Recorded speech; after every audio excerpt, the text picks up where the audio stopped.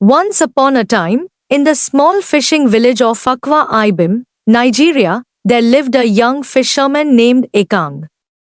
He was known throughout the village for his exceptional fishing skills and his captivating charm. Ekang had always been drawn to the sea, spending hours exploring the rocky shores and hidden coves of his homeland.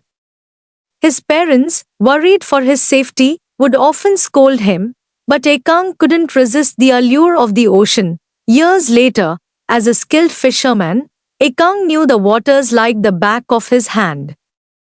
He could navigate the treacherous currents and hidden reefs with ease, and his knowledge of the tides and seasons made him one of the most successful fishermen in the village.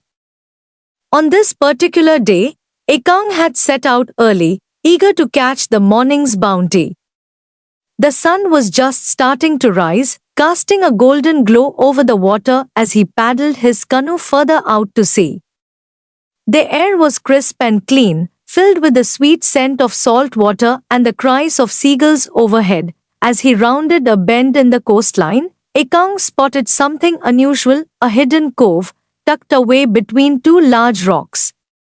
The entrance was narrow, but Ekang's curiosity got the better of him, and he expertly maneuvered his canoe into the calm waters within. The cove was breathtakingly beautiful. Towering cliffs rose up on either side, covered in lush green vegetation and colorful flowers. The water was crystal clear, and Ekang could see fish swimming in the shallows, but it was what lay on the beach that caught Ekang's attention. A group of women, their skin shimmering in the sunlight, lay sprawled out on the sand. They were unlike any women Ekang had ever seen. Their hair flowed like seaweed, and their eyes sparkled like diamonds. As Ekang watched, frozen in awe, the women began to stir. They stretched and yawned, their movements graceful and fluid. And then, they saw him. As Ekang gazed upon the women, he felt an inexplicable pull, as if the sea itself was drawing him closer. The women, sensing his presence, turned to face him. Their eyes locked onto his, and Ekang felt a shiver run down his spine. One of the women, with skin as pale as the moon and hair as black as the night, beckoned him closer. Ekang, entranced, paddled his canoe towards the shore.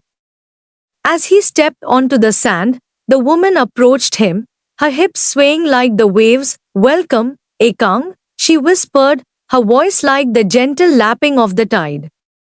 "We have been waiting for you." Ekang, entranced by her beauty, couldn't speak. The woman reached out and touched his face, her fingers tracing the lines of his jaw. He felt a surge of desire, as if the sea itself was coursing through his veins. The other women gathered around, their eyes gleaming with a mischievous spark. They caressed his skin, their touch sending shivers down his spine. Ekang, lost in the sensation, forgot about the world beyond the cove. As the sun dipped below the horizon, the women led Ekang into the heart of the cove. The air was filled with the sweet scent of blooming flowers, and the sound of soft music seemed to come from nowhere and everywhere at once. Ekang, seduced by the women's charms, forgot about his life on land. He forgot about his duties, his responsibilities, and his fears.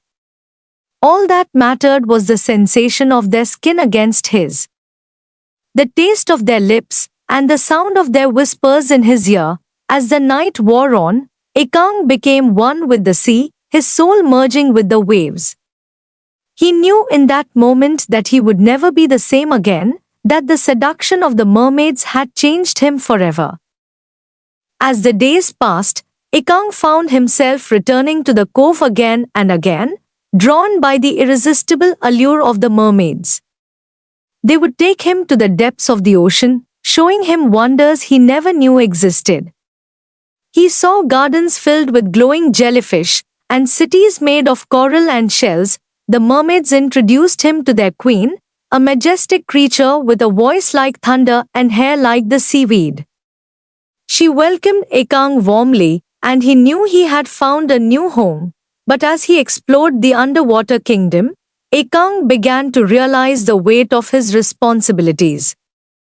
He was no longer just a fisherman, but a bridge between two worlds.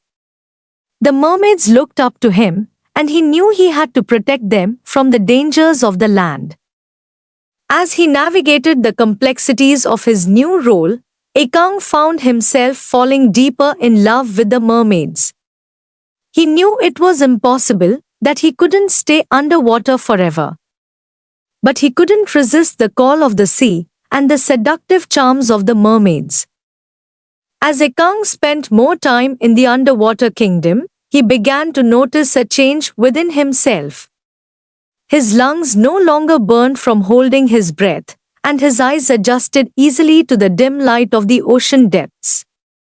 He felt stronger, faster, and more agile than ever before. The mermaids noticed the change too, and they whispered among themselves about the sea goddess's blessings. They said that Ekang had been chosen, that he had been selected to receive the gifts of the ocean. One day, the mermaids took Ekang to the heart of the kingdom, to the throne room of the sea goddess herself. The room was filled with glittering treasures, shells, and pearls, and the air was thick with the scent of salt water and seaweed. The sea goddess, Mami Vata, sat on her throne, her long hair flowing like the waves. She gazed at Ekang with eyes that seemed to see right through him, and he felt a shiver run down his spine. Ekang, son of the land, she said, her voice like thunder. You have been chosen to receive my blessings. You have shown yourself worthy, and I will grant you the gifts of the ocean. With a wave of her hand, Mami Vata summoned a school of sparkling fish. They swam around Ekang, leaving a trail of glittering scales in their wake. These are the scales of protection, Mami Vata said. They will shield you from harm and keep you safe from the dangers of the land. Next, she summoned a giant squid. Its tentacles stretching out like ghostly fingers. This is the mantle of strength, she said. It will give you the power to defend yourself and those you love. Finally, she summoned a dolphin, its sleek body gliding effortlessly through the water. This is the gift of wisdom, she said. It will guide you on your journey and help you navigate the complexities of the ocean. As Ekang received the blessings, he felt a surge of energy and power flow through him.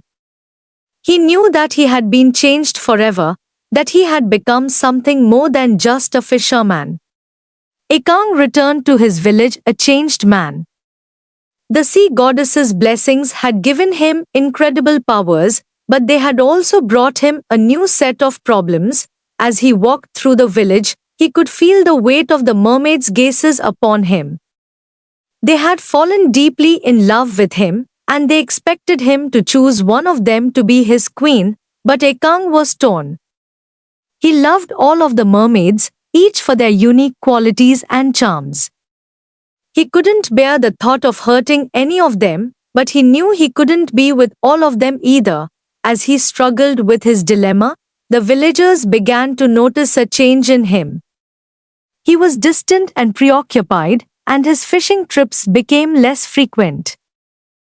The villagers whispered among themselves, wondering what was wrong with their beloved fisherman.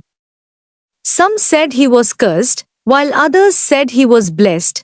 Ekang knew the truth, but he couldn't share it with anyone.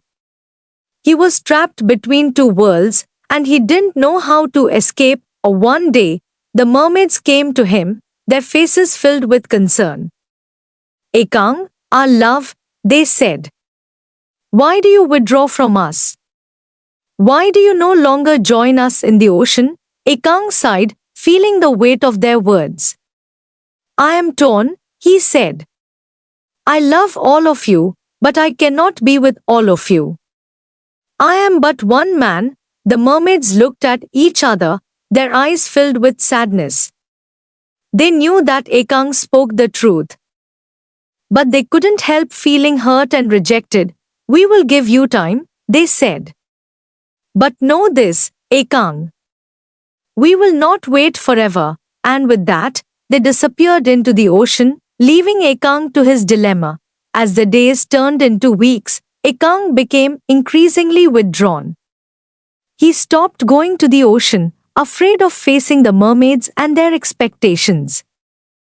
But he couldn't escape the sea goddess's blessings.